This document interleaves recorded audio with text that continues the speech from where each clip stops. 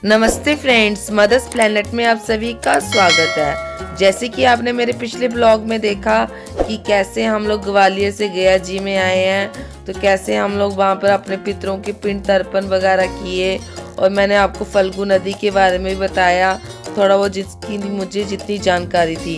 तो अब मैं इस ब्लॉग में बताऊंगी आपको कैसे विष्णुपद मंदिर में विष्णु जी ने अपने चरण स्पर्श किए थे, कैसे ये गया नाम की जगह में पिंड तर्पण होते हैं, क्या रहस्य है इस जगह का जो हमने यहाँ आके जहाँ के पंडों की जीवानी में सुना है। तो मैंने सोचा क्यों ना आप लोगों के साथ शेयर करूं। जब ब्रह्मा जी इस संसार का निर्माण कर रहे थे तो उनके हाथों से गयासुर नाम का एक राक्षस की रचना हुई।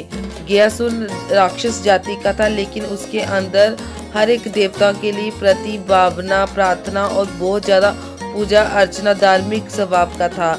इसलिए वो बहुत ज़्यादा भक्ति करता था, सारे देवताओं की पूजा अर्चना करता था। लेकिन वो राक्षस जाति होने के कारण उसको इस बात का हमेशा खेद रहता था कि उसके मरने के बाद उसके लोग उसके नाम को नहीं जानेंगे, उसकी पूजा अर्चना नहीं होगी। इसलिए उन्होंने भगवान विष्णु जी की घोर तपस्या की ताकि उनको मन चाहा वरदान मिल सके। उनकी तपस्या से भगवान विष्णु इतने प्रसन्न हो गए, उन्होंने उनको वरदान दिया कि अगर अगर गयासुर को कोई देखेगा, जब उसको स्पर्श भी करेगा तो उसके सारे पाप धुल जाएंगे और वो सीधा सीधा विष्णु दुनिया में आ जाएगा। तो जिसके कारण जमराज की संख्या डगमगाने लगी।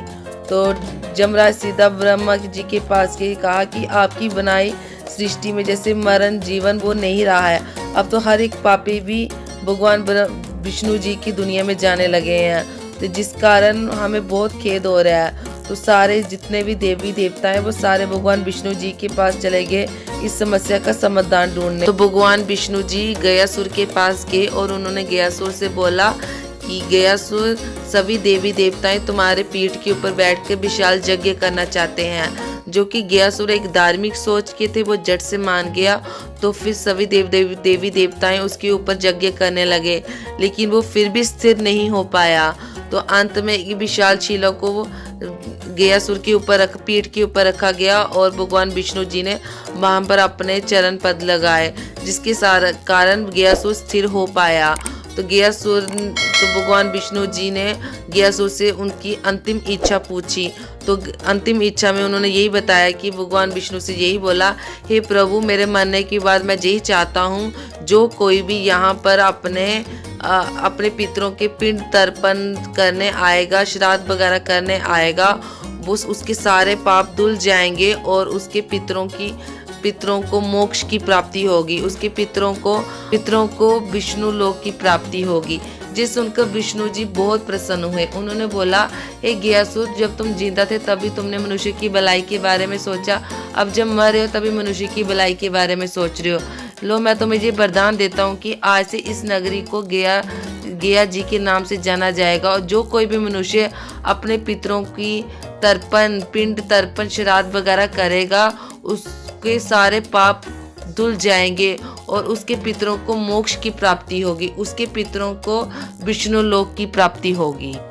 तभी से इस जगह को गया जी के नाम से जाना जाता है, और जहाँ पर अपने पितरों के श्राद्ध पिंड तर्पण दिए जाते हैं। और भगवान विष्णु जी के पद मंदिर को, इसलिए भगवान विष्णु जी के पद जहाँ पर स्थापित हुए थे, इसलिए भगवान विष्णु जी के पद मंदिर को यहाँ पर गया धाम में जाना जाता है। तो फल्गु नदी के बारे में मैंने अपने पिछले ब्लॉग में बता दिया था, जितनी मुझे जानकारी थी। ये जो आपको पहाड़ दिख रहा है, यही सीता कुंड है। यहाँ पर सीता कुंड भी का ब्लॉग मैं अपने नेक्स्ट ब्लॉग में दिखाऊंगी, क्योंकि ये ब्लॉग भी बहुत लंबा सा ये ब्लॉग लंबा हो जाएगा।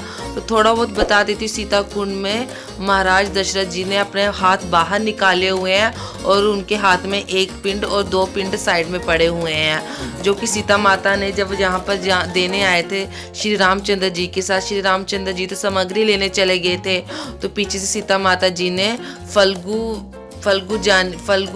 फल्गु नदी के बालू जानी रेत के 3 पिंड बनाए थे और महाराज दशरथ जी के पिंड दे दिए थे। तभी से मान्यता है कि हम लोग पिंड दे सकते हैं फल्गु जानी बालू के, रेत के बना के। तो यही है सीता कुंड का भी पूरा ब्लॉग मैं दिखाऊंगी अपने नेक्स्ट ब्लॉग में। तो यही था कि यहाँ की बोलते हैं कि यहाँ कोई भी कुल का कोई भी जीव यहाँ पर अपना अंगूठा भी लगा देगा तो उसके 7 कुलों के जो भी पाप है वो धुल जाते हैं। ये मान्यता है। ये नहीं है कि उस कुल का उस वही आना चाहिए। जैसे हम लोग आए थे तो हमने अपने सभी जितने भी पीछे हमारे मृत हो चुके हैं हमारे परिजन, हमने सभी के पिंड तर्पण वगैरह कर दिए। तो बहुत ज़्यादा मान्यता गया कि आप एक बार ज़रूर आइए, जहाँ पर बहुत देखने सुनने की जगह है। सच में मुझे भी बहुत अच्छा लगा, बच्चों को भी बहुत अच्छा लगा। तो यही मान्यता है कि यहाँ पर पाप वगैरह धुल जाते हैं। तो यही मान्यता। फिर इसके बाद हमने पिंड तर्पण वगैरह सब कुछ दे दिया था।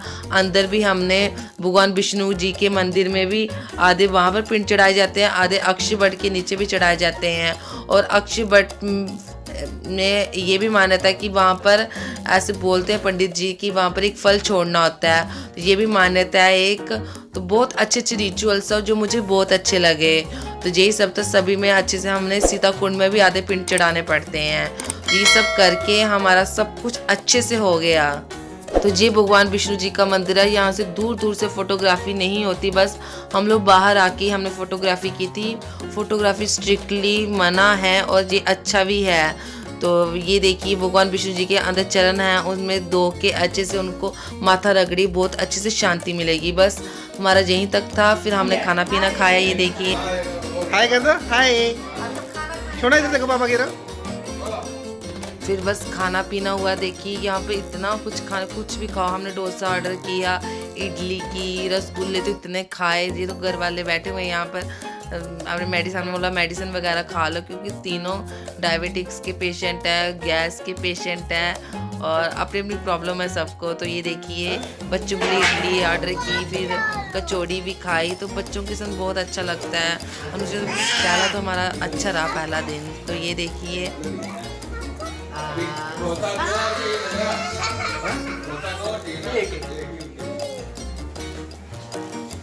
खिलाओ दीदी को, खिलाओ।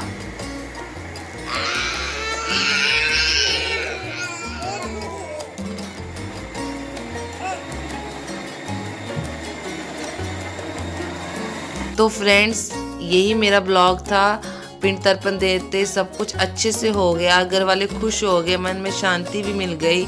तो अब खाना पीना हो रहा है। तो ये देखिए अच्छे से खा पी लिए, क्योंकि 4-5 घंटे लगे इस पूजा वगैरह करने में, बच्चे भी भूखे थे। तो फ्रेंड्स अगर आपको जो मेरा ब्लॉग अच्छा लगा तो मेरे चैनल को जरूर सब्सक्राइब कीजिए, वीडियो को जरूर लाइक कीजिए। धन्यवाद।